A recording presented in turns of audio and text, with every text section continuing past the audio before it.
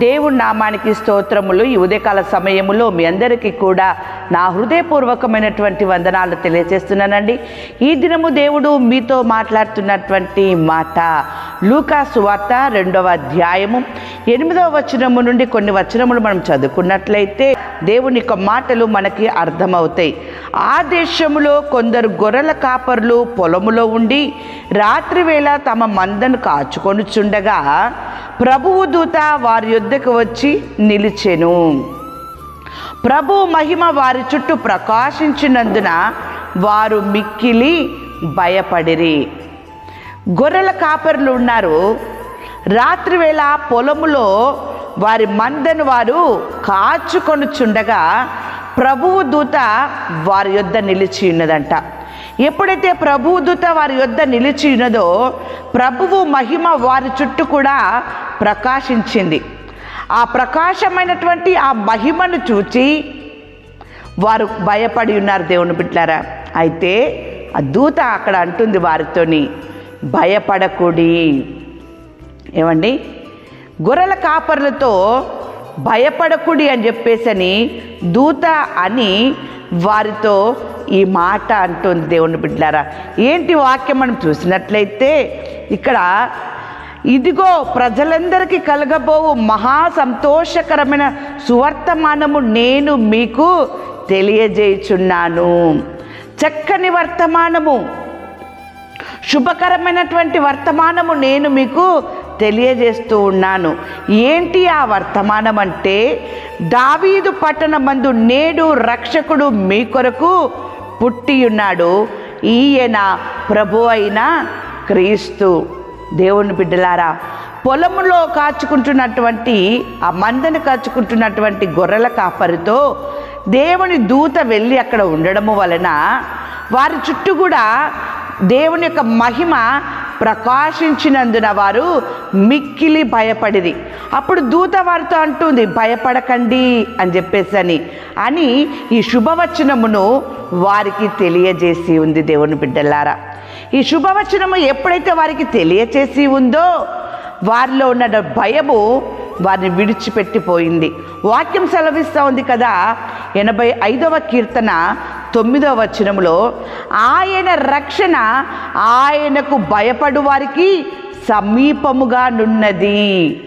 ఎవరైతే దేవునికి భయపడతారో వారికి ఆయన రక్షణ సమీపముగా ఉంటుంది. దేవుని బిడ్డలారా, ఈ గొర్రెల కాపర్లు దేవునికి భయపడేటటువంటి వారిగా కనబడుతూ ఉన్నారు. కాబట్టే దేవుని యొక్క మహిమను చూచి వారు ఏంటి ఈ వెలుగు, ఏంటి ఈ ప్రకాశమానము, ఏంటి ఈ మహిమ అని వారు భయపడి ఉన్నారు.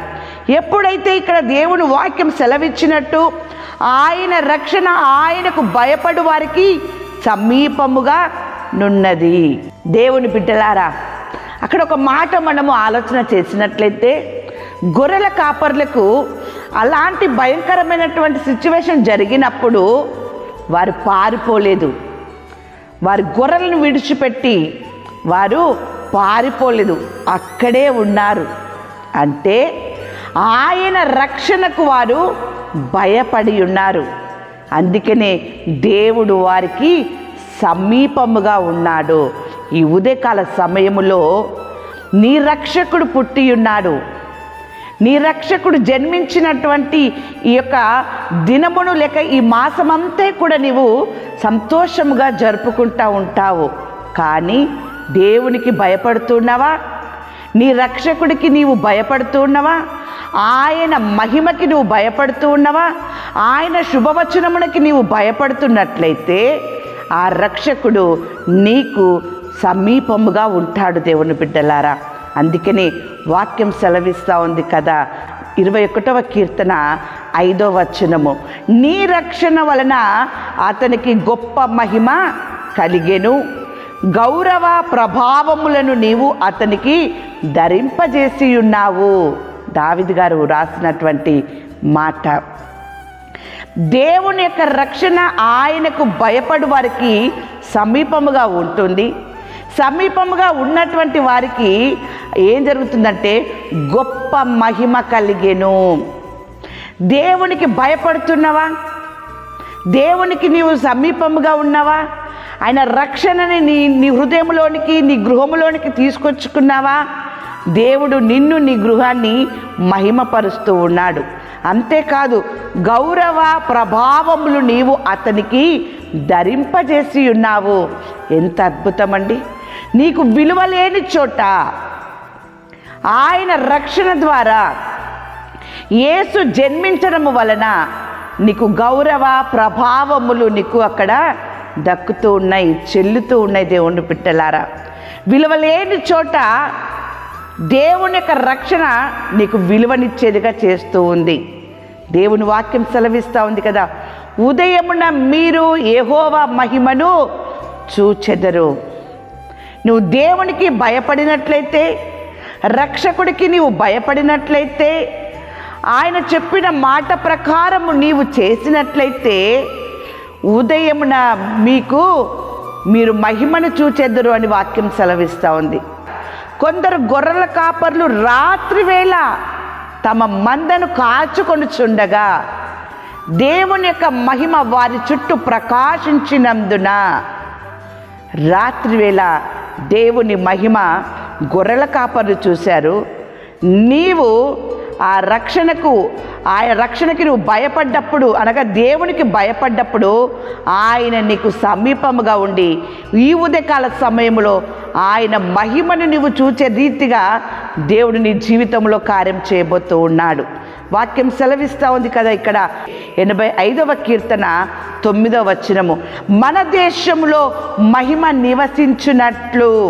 ఈ ఉదయకాల సమయంలో నీవు చూస్తున్నటువంటి ఈ మహిమ మన దేశంలో కూడా నివసించినట్లు నీవు దేవుని మాటల్ని అంగీకరించాలి.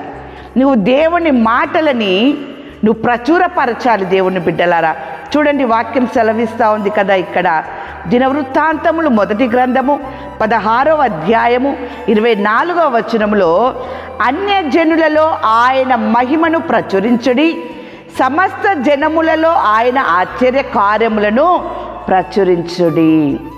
గొర్రెల కాపర్లు చేసినటువంటి ప్రకటన అదే. పొత్తిగుడ్డలతో చుట్టబడినటువంటి శిశువును మేము చూసి ఉన్నాము అని చెప్పి వారు అనేకులకు తెలియజెప్పి ఉన్నారు. ఈరోజు దేవుడు ఉదయమున మీరు యెహోవా మహిమను చూచెదరు అన్నట్టుగా ఆయన మహిమను మీరు చూచినట్లయితే, ఆయన రక్షణ మీకు సమీపముగా ఉంది, ఆయనకు మీరు భయపడినటువంటి స్థితిలో ఉండి ఆయనకు విధేయత చూపినటువంటి బిడ్డలుగా మీరు ఉన్నప్పుడు మీరు నివాసము చేస్తున్నటువంటి దేశములో దేవుని మహిమ కూడా నివాసము చేస్తుంది. దేవుని బిడ్డలారా, ఎలా నివాసము చేస్తుందంటే, ఈ శుభవర్తమానము దేవుడు నీకిచ్చినటువంటి రక్షణ, నీకిచ్చినటువంటి ఆశీర్వాదము, నిన్ను విడిపించిన విధానము, నిన్ను స్వస్థపరిచినటువంటి విధానము, నిన్ను గొప్ప చేసిన విధానము, విలువలేని చోట నీకు విలువనిచ్చినటువంటి పరిస్థితులను బట్టి నీవు అనేకులకు సాక్ష్యము చెప్పే రీతిగా నీవు ఉన్నప్పుడు దేవుని యొక్క మాటలు ప్రచురం చేయబడతాయి. అనేకులు అప్పుడు దేవుని యొక్క రక్షణ దగ్గరికి వస్తారు. దేవుని బిడ్డలారా, ఎప్పుడైతే ఆ రక్షకుడి దగ్గరికి అన్యజనాంగము వస్తుందో, నీవు నివాసము చేస్తున్నటువంటి ఈ దేశములో దేవుని మహిమ నివాసింపజేస్తాడు. దేవుని బిడ్డలారా, ఎంత అద్భుతము!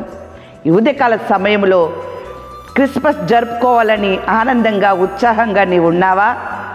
క్రిస్మస్ జరుపుకోవడం అంటే నూతనమైన వస్త్రములు కొనుక్కోవడం కాదు, నీ ఇల్లును నువ్వు శుద్ధి చేసుకోవడం కాదు, కానీ నీ హృదయములో ఆయన వాక్కును నువ్వు ఉంచుకొని అనేకులకి ఆయన రక్షణను నువ్వు తెలియజేసినప్పుడు, దేవుని బిడ్డలారా, నీ చుట్టూ, నీ కుటుంబము చుట్టూ ఉన్నటువంటి దేవుని మహిమ అనేకులకు నీవు తెలియపరిచినప్పుడు దేవుడు నిన్ను ఈ రీతిగా ఆశీర్వదిస్తాడు. ఉదయకాల సమయంలో దేవుడు మీతో మాట్లాడుతున్నటువంటి మాట 21వ కీర్తన 6వ వచనంలో వాక్యం ఈ రీతిగా ఉంది, నిత్యము ఆశీర్వాద కారకుడుగా ఉండునట్లు నీవతని నియమించి ఉన్నావు. ఎంత చక్కని మాట దేవుడు ఈ ఉదయకాల సమయంలో నీకు, నీ కుటుంబానికి ఆయన తెలియజేస్తూ ఉన్నాడు. నిత్యము కూడా మీరు ఆశీర్వాద కారకుడుగా ఉండునట్లుగా నీవతన్ని నియమించి ఉన్నావని వాక్యం సెలవిస్తుంది కదా. దేవుని రక్షణను నువ్వు అనేకులకు ప్రచురపరిచినప్పుడు, నీలో ఉన్నటువంటి, నీ కుటుంబంలో ఉన్నటువంటి మహిమని, నీ చుట్టూ ఉన్న మహిమని అనేకులకు తెలియజేసినప్పుడు నిత్యము కూడా నీవు ఆశీర్వాదము కారకుడుగా ఉంటావట. అటువంటి ఆశీర్వాదము దేవుడు మీ పైన, మీ కుటుంబం పైన ఆయన నిండారుగా కురిపించునుగాక. ఆమేన్.